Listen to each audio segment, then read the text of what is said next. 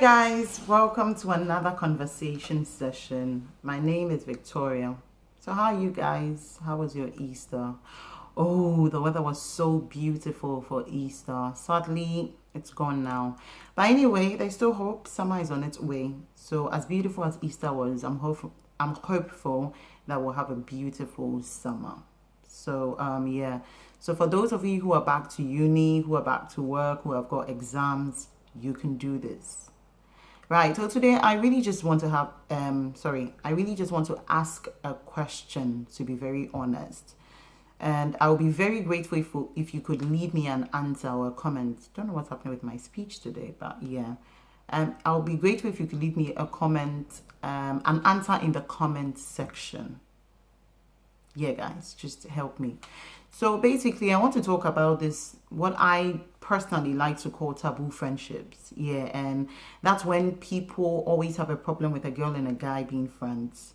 It's almost as if a girl and a guy can't be friends without something else being involved.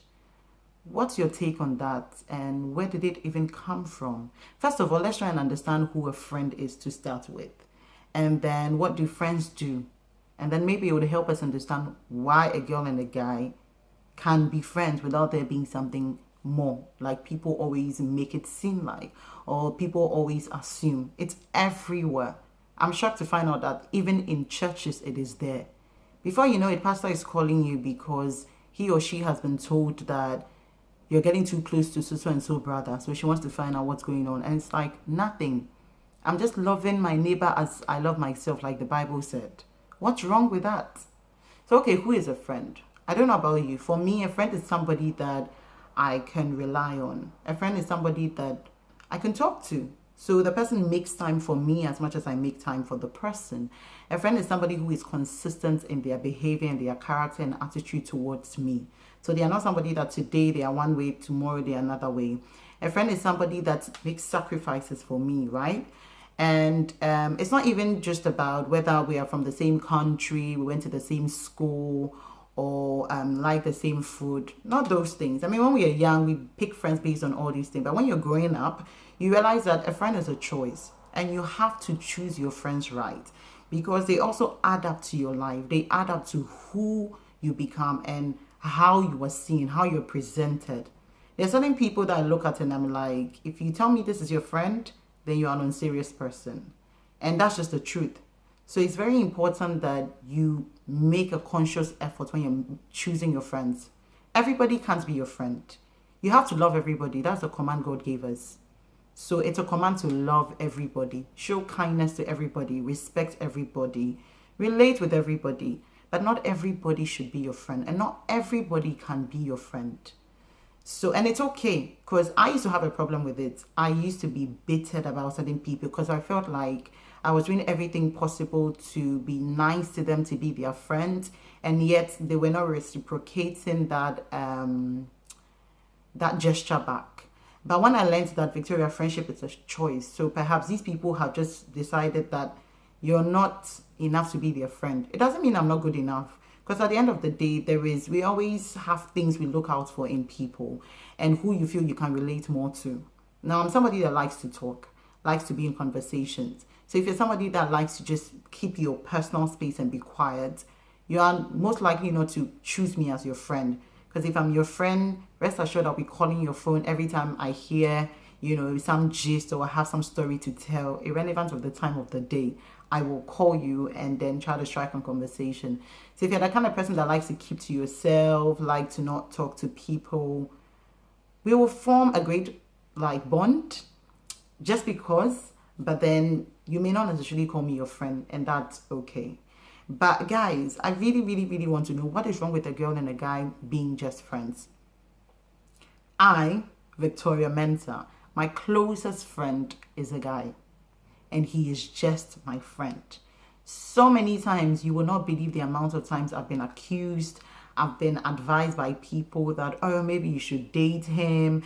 People are saying you're living in denial. So many things people have said. And I'm like, even God in heaven can find innocency in me and in this friend of mine and knows that there is nothing beyond friendship. And it's amazing because this guy came into my life at the point where I really and truly needed a friend. I was in church, I was in uni, I had a lot of people around me that I spoke to, but none of them really reached out to me at that point when I really needed a friend, somebody to support me like he did. So personally, I believe he's God sent. And from then, don't get me wrong, we had our own issues, you know, because nobody's perfect. And he's a guy, I'm a girl. So even that alone has a little bit of barrier. But then God helped us out of respect, out of love, and out of knowing what the Bible says.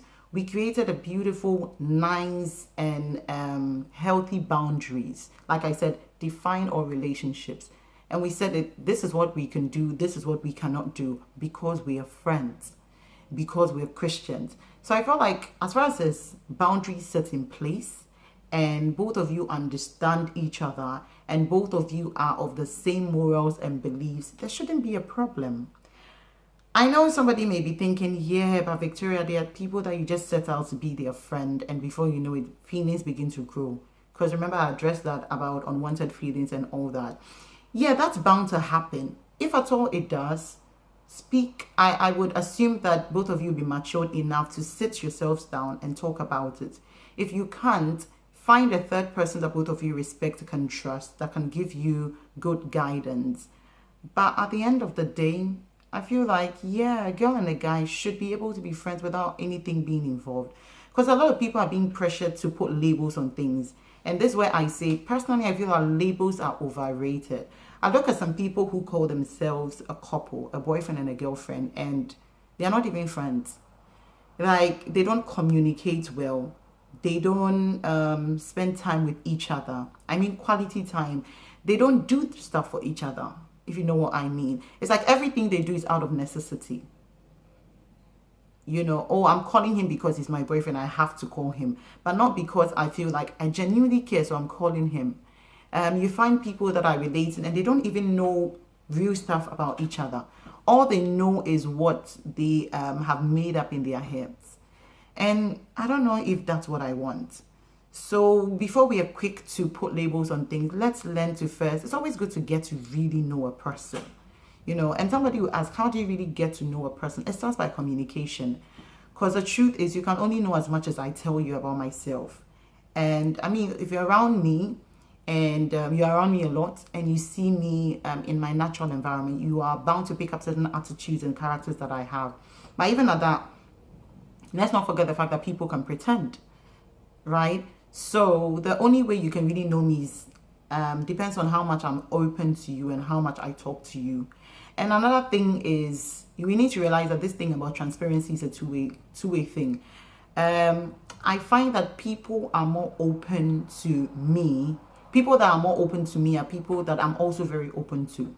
Because if it's almost as if I'm always the only one telling you deep stuff about myself and you're really never telling me stuff about yourself, then it gets to the point where I feel like maybe you don't trust me. So I get tired of always just telling you about myself. Yeah. So it's also some sort of a two-way thing. People talk a lot about expectations, but the truth is, by default, in every kind of relationship, there has to be expectations. So there are certain things I expect of you. And it's okay for you to also expect certain things of me. But where the problem is when we've not defined it, we've not spoken about it. And that's why I always talk about define every relationship. Because remember, nothing said, nothing implied. So as far as there are boundaries, like I said, and there are healthy conversations about, you know, the do's and don'ts, what you're allowed to do, what you're not allowed to do, I don't then see what the problem is for a girl and a guy to be friends. So yeah, like I said, tell me what you think. Do you think it's a problem? And what are some of the issues that come up with a girl and a guy being friends? Have you had any problems with being a friend with a guy? Or if you're a girl, if you're a guy, have you had a problem with being friends with a girl and it landing you into any kind of problems? Because from where I am, I haven't had any problems. He's still my friend and we're still going strong by the grace of God. And I'm not attached to him. I haven't friend zoned him. He hasn't friend zoned me. Nothing has happened that people are thinking. We are just friends and we are happy and we are grateful. So yeah, guys, let me know what's your take on taboo friendships. All right, stay awesome.